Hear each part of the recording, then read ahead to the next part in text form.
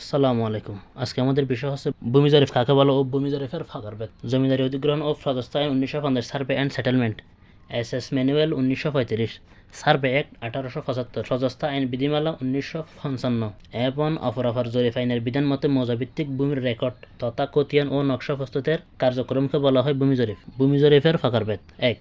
CS জরিপ বা cadastral survey 1888 সাল থেকে 1940 সাল পর্যন্ত ব্রিটিশ সরকারের তত্ত্বাবধানে বাংলায় একটি ভূমি জরিপ হয় যাকে সিএস বা ক্যাডাস্ট্রাল সার্ভে বলে।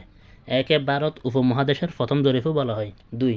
এস জরিপ বা ফিএস জরিপ জমিদারি উচ্ছেদ হওয়ার পর 1956 সাল থেকে 1963 সাল পর্যন্ত জমিদারের নিকট থেকে অধিগ্রহণকৃত ভূসম্পত্তির হিসাব নির্ণয়ের জন্য একটি ভূমি জরিপ হয় যাকে এস জরিপ বলে। এই জরিপটি পাকিস্তান আমলে পরিচালিত হয় বিদায় একে ফিএস জরিপও বলা হয়। 3.